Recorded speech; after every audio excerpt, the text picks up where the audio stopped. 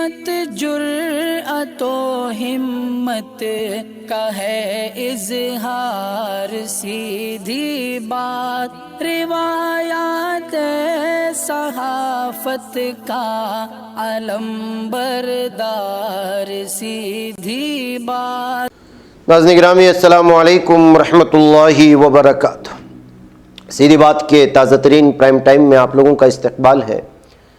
ناظرین گرامی، میں انصار عزیز ندوی ایک اور اہم ترین موضوع پر گفتگو کرنے جا رہا ہوں، اور اس وقت افغانستان میں جو بھوکمری ہے اور پھر جس طرح سے امیر مسلم ممالک افغانستان کو امداد دینے میں آناکانی کر رہے ہیں، اس کو لے کر کے ایک رپورٹ سامنے آئی ہے، وہ سامنے آپ کے رکھنا چاہتا ہوں۔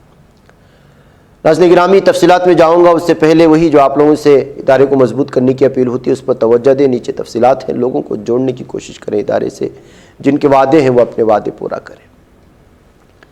ناظرین گرامی، اقوام متحدہ نے افغانستان میں انسانی بنیادوں پر امداد کے لیے 10 ماہ پہلے عطیات جمع کرنے کی جو اپیل کی تھی، اس کا نصف بھی حاصل نہیں ہو سکا ہے، جبکہ امداد دینے والے بڑے ملکوں میں کوئی مسلمان ملک شامل نہیں ہے، جو بہت ہی افسوسناک ہے۔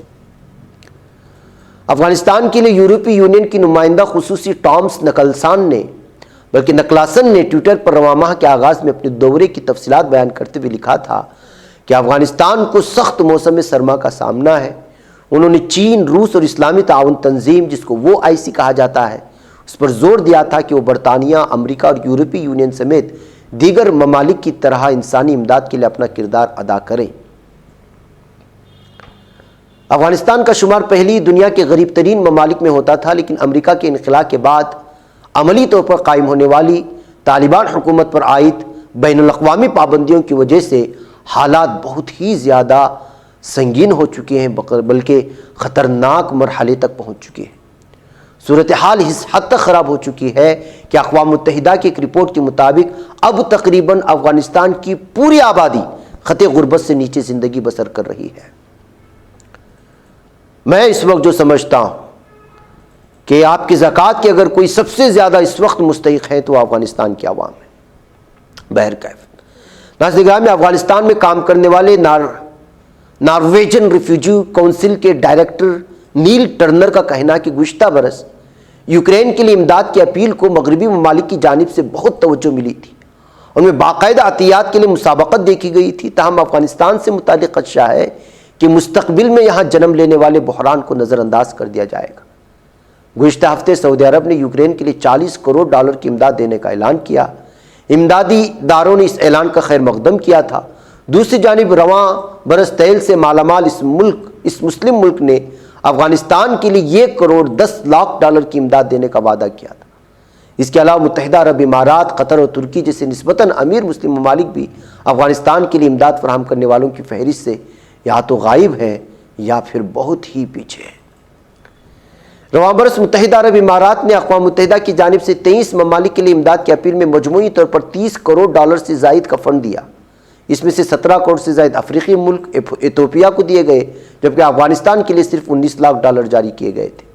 قطر دنیا میں سب سے زیادہ فی کس آمدنی والے ممالک میں شمار ہوتا ہے، لیکن اقوام متحدہ کی اپیل کے جواب میں اس نے صرف $10 لاکھ جاری کیے ہیں، جس میں 5 لاکھ کیمرون کے لیے تھے۔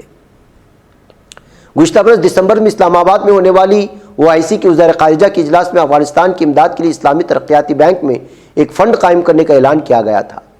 رواں برس اگست میں اسلامی ترقیاتی بینک نے ریڈ کراس اور ہلال احمر سوسائٹی کے افغانستان میں امدادی سرگرمیوں کے لیے $5.25 لاکھ دینے کا اعلان کیا تھا۔ OIC اور اسلامی ترقیاتی بینک کے ترجمانوں نے اگست کے بعد مزید فنڈنگ سے متعلق پوچھے گئے سوالات کا جواب ہی نہیں دیا۔ وائس آف امریکہ کی جانب سے سعودی عرب اور UAE کے سفارت خانے کو اس معاملے سے متعلق کی گئی ای میلز اور فون کالز کا کوئی جواب بھی موصول نہیں ہوا۔ جارج واشنگٹن یونیورسٹی سے وابستہ بین الاقوامی امور کی ماہر مریم زیڈ ڈیلوفر کا کہنا ہے کہ انسانی بنیادوں پر امداد کی اکثر اپیلوں میں بہت کم فنڈنگ ہو رہی ہے۔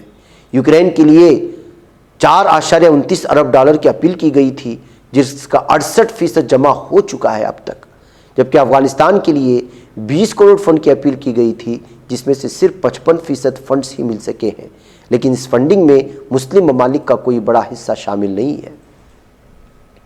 مریم ڈیلوفر کا ماننا ہے کہ 9/11 کے بعد سعودی عرب نے طالبان سے قطع تعلق کر لیا تھا اور ان پر اسلام کو بدنام کرنے اور دہشت گردی کو فروغ دینے جیسے الزامات بھی عائد کر چکا ہے۔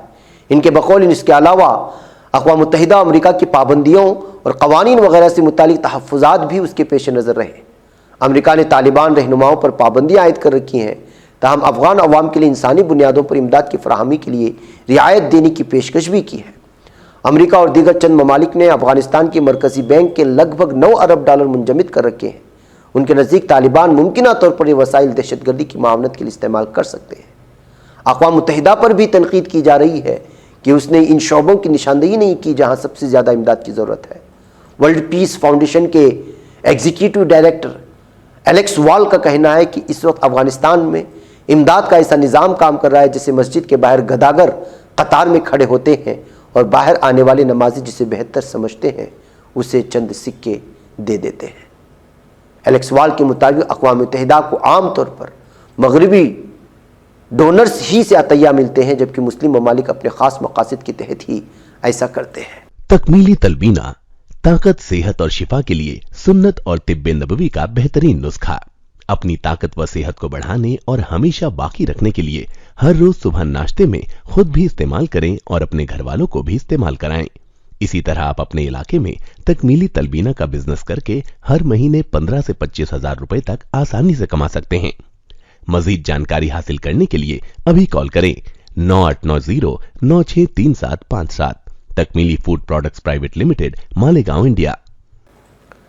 اقوام متحدہ کی اپیل پر فنڈنگ میں صرف مسلم ممالک ہی عدم دلچسپی کا اظہار نہیں کرتے، بلکہ سلامتی کونسل کے 2 مستقبل ارکان روس اور چین بھی امداد کی فراہمی اور تقسیم کے انتظامات پر تنقید کرتے آئے ہیں۔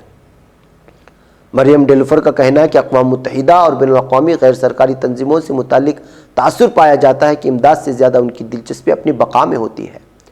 اقوام متحدہ کے کام کرنے کے طریقے پر بھی یہی تنقید کی جاتی ہے کہ عطیات میں ملنے والی رقم کا زیادہ بڑا حصہ مغربی ممالک سے تعلق رکھنے والے عملے اور کنسلٹنٹس کی اجرتوں میں صرف ہو جاتی ہیں اور اس کا کم حصہ مقامی معیشت میں شامل ہو پاتا ہے۔ بہرکیف ناظرین گرامی، لمبی رپورٹ ہے، لیکن اس سے آپ اندازہ لگا سکتے ہیں کہ اس وقت افغانستان کی کیا صورتحال ہے اور کس طرح خود جو ہے وہ ممالک جو اپنے آپ کو مسلمان کہتے ہیں اور اللہ نے جن کو نوازا ہے، وہ بھی اس وقت افغانستان کے غریبوں سے منہ موڑتے ہوئے نظر آ رہے ہیں، جو سب سے زیادہ افسوسناک ہے۔ مجھے اجازت دیں۔ السلام علیکم ورحمۃ اللہ وبرکاتہ۔ بچ پاتا ہے کوئی صحافی کی نگاہوں سے، ملاتا ہے یہ لوگوں کو محبت کی پناہوں سے، کرم اور درد مندی کا ہے ایک سنسار، سیدھی بات، عزیمت جرأت و ہمت کا ہے اظہار، سیدھی بات، عزیمت جرأت و ہمت کا ہے اظہار، سیدھی بات۔ یہ چینل حق نگر بن کر کچل دیتا ہے فتنوں کو،